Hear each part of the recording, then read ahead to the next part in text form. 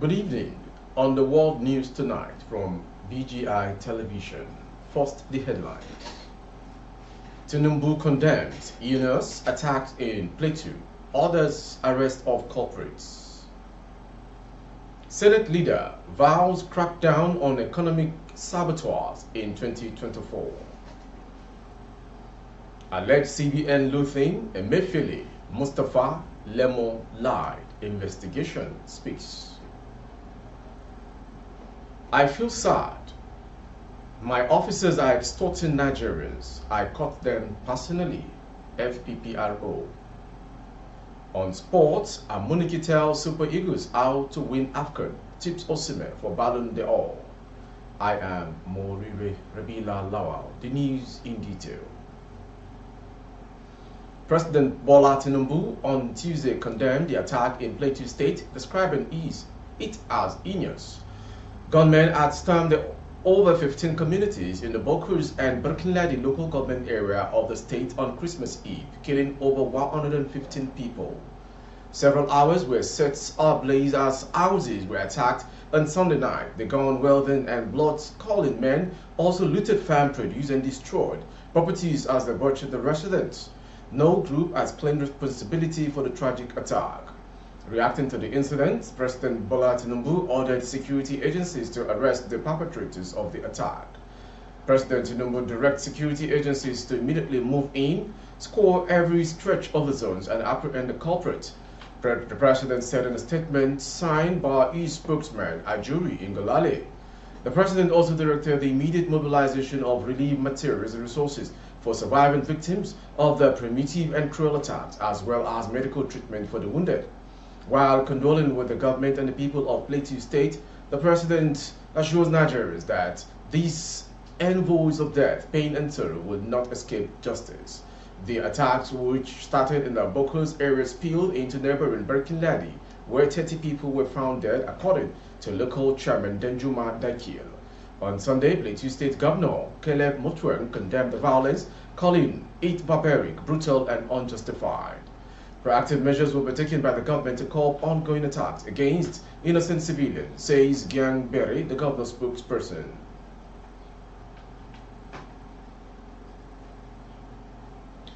The leader of the Senate, Senator Okoyemi Bamidele, has revealed that the federal government will clamp down on economic saboteurs who make lives difficult and unbearable for Nigerians next year. Bamidele, also chairman of the Southern Senators Forum in the 9th National Assembly, insisted that the National Assembly would pass the 2024 Appropriations Bill on December 30th to sustain the January-December budget cycle. According to his Directorate of Media and Public Affairs, he made this disclosure at a session with journalists in Line Ekiti on Monday, saying all federal lawmakers would have to cut short their holidays to ensure speedy passage of the 2024 Appropriation Bill. At the session, Bamidele expressed grave concerns about the activities of economic saboteurs who were doing everything to keep exchange rate high against the Naira or trying to make the Naira unavailable to the people who kept their money in banks.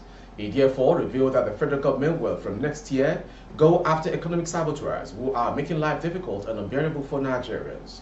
The federal government will charge, prosecute, and punish them for their acts of economic sabotage.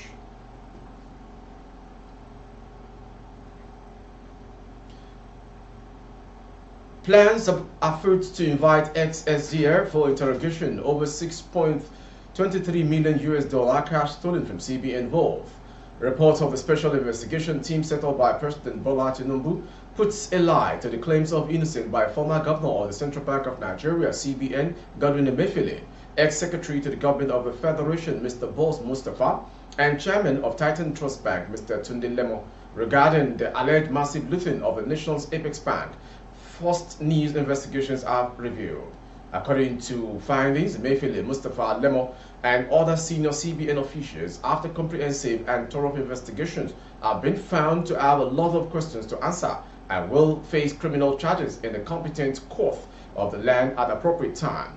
The special investigator of the CBN and related entities, Jim Obazi, at last Wednesday submitted his team's final report, tagged a report of the special investigation on CBN and entities or chargeable offenses to President Bola Tinubu Tinubu had in a letter dated July 28, 2023, appointed Obazi, a former executive secretary of the Financial Reporting Council of Nigeria, as the Apex Bank Special Investigator. Our investigations further revealed that a copy of the current comprehensive report of the Special Investigator, which is about 234 pages, is only with President Tinubu, while the one currently in circulation in the media is just an average version. The Special Investigation Team, it was learned, is making arrangements to invite the former SGF, Mustafa, for interrogation after the New Year holidays regarding the alleged fraudulent withdrawal of $6.23 million cash from the vault of Abuja branch of the CBN. The team, it was also gathered, is currently on the trail of the prime suspect said to have worked with Mustafa while he was the SGF. An official letter, it was learned, has been dispatched to the incumbent SGF, Mr. George Akume, concerning the wanted prime suspect. The reports further revealed that the CBN officials admitted in a written statement that he acted in collaboration with an assistant director in the Banking Supervision Department of the CBN and some yet to be identified persons to plan and carry out the stealing of the $6.23 million from the vault of the Apex Bank branch in Abuja. And already some top CBN officials have been arrested and currently being detained over the matter. The detained suspect is with land had also already made damning revelations and written confessional statement. Last week, Emefiele was interrogated for 2 days in Kuje prison over $6.23 million fraud, the payment of which the report has found was endorsed by the former CBN governor.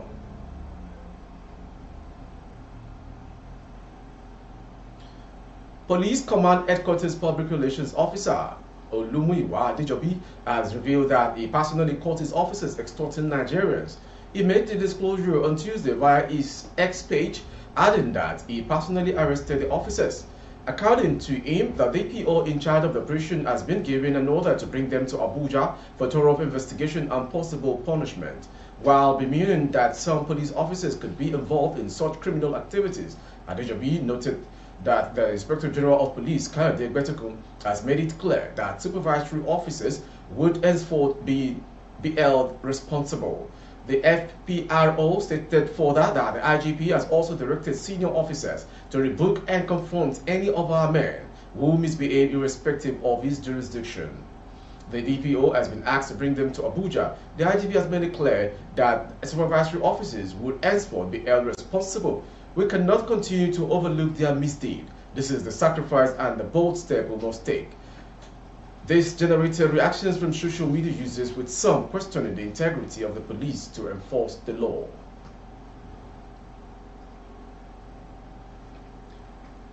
Since we still have the Yuletide season going on, some black days happen across some states in southwestern part. A tragic auto crash claimed the lives of 9 commuters in Inisha along the Ikirun-Ofa Expressway in Osun State on Christmas Day. The accident involved a Mr. Bushi truck carrying bags of beans and some passengers coming from Niger to Edo. The driver of the truck was said to have lost control, which led to the vehicle veering into the bush. 9 out of the 12 commuters died on the spot, while the remaining 3 sustained injuries. A spokesperson for the Nigeria Security and Civil Defense Corps (NSCDS) in the state, Kehinde Adeleke, confirmed the tragic accident. Adeleke said the injured passengers had been moved to today the hospital in Ikirun, while the remains of the deceased were deposited at the hospital's morgue.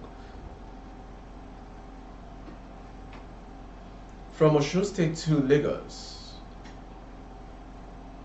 Police authorities in Lagos State have arrested a 31-year-old suspected armed robber in the Koshofe area of the state, managing to seize his firearms. According to SP Benjamin Netanyahu, the police spokesperson in the state, the arrest took place in Ikeja. However, the suspect associates managed to escape the scene. Netanyahu said the patrol officers from Ode Oniri Division observed 5 young men gathered around a broken-down truck. Upon the officers' approach, the young men swiftly dispersed. Despite the escape of his associate, the suspect was apprehended and upon inspection found in possession of a locally fabricated firearm. The police spokesperson highlighted that ongoing investigations strongly indicate that the incident was a robbery in progress. Efforts are underway to further probe into the matter and identify any additional accomplices involved in the attempted crime.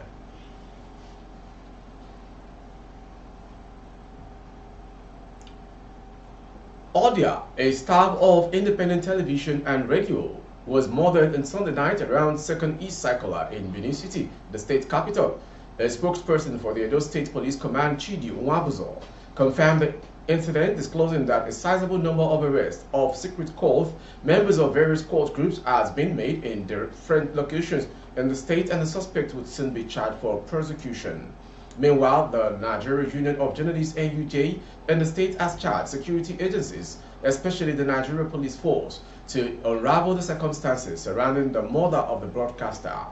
The union prayed for the repose of the soul of its fallen soldier and urged his family to take solace in the fact that Odia would be remembered on the positive side of history. You are watching the world news from BGI Television. Next to come, before the foreign still within Nigeria. A father of 4 who was once investigated for act of domestic violence was arrested on Tuesday after 5 people, including his wife and his 4 children, were found dead at a family home on Christmas Day. A baby and a boy of 4 were among the dead in the apparent massacre in March northeast of Paris. 5 lifeless bodies were found, 2 boys and 2 girls, leading to an investigation into their mothers, said local prosecutor. The prime suspect is the father, aged 33, who was found on Tuesday at a house nearby after going on the run. Information shows data on his phone revealed that the man left the family flat at around 8:07 p.m. on Christmas Day. He then went to nearby Severn to see his father and his grandmother in the house. Their children aged 10, 7, 4, and 9 months were all inside the family flat with their mother.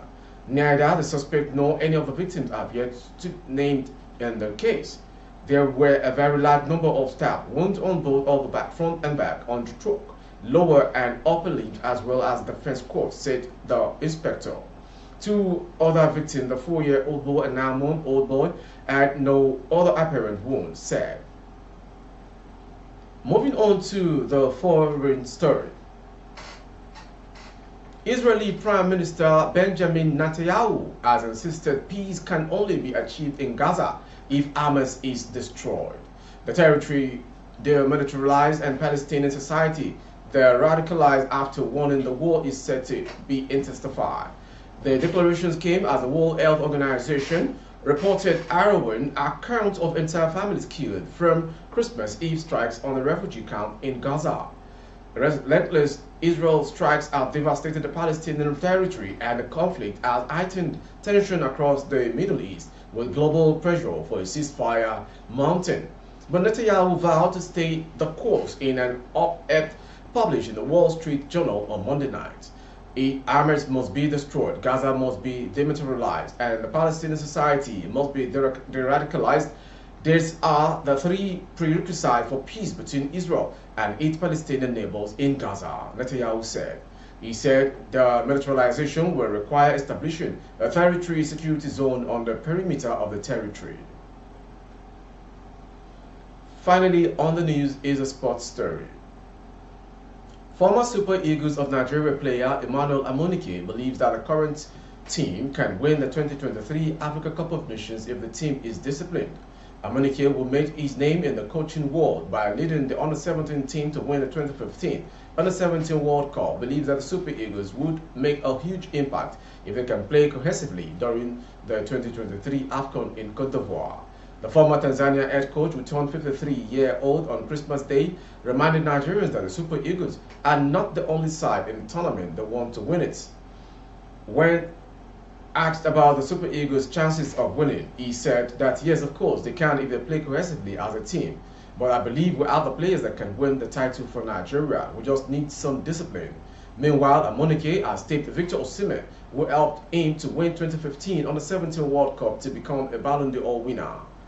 Recall that in the 2023 edition of the award, the 24-year-old Nigerian striker finished 8th in the Ballon d'Or ratings, which is the highest finish for a Nigerian player.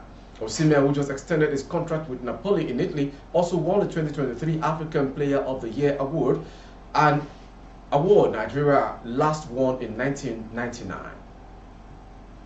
With our sports story, we've come to the end of today's world news. Before we go, some headlines. Tinubu condemns heinous attacks in Plateau, other arrest of culprits. Senate leader vows crackdown on economic saboteurs in 2024. Alleged CBN looting Emefiele Mustafa Lemo lie. Investigation speaks. I feel sad. My officers are extorting Nigerians. I personally cut them. FPRO. On sports, Amoni tells Super Eagles out to win AFCON, tips Osimhen for Ballon d'Or. For more updates of our broadcast on YouTube, our handle is Baba Bagedi Imo Television. Kindly subscribe and click on the notification bell, select option all to access all of our broadcasts. On Facebook, Bagedi Imo with Alawiye Adebayo. Please like and follow the page.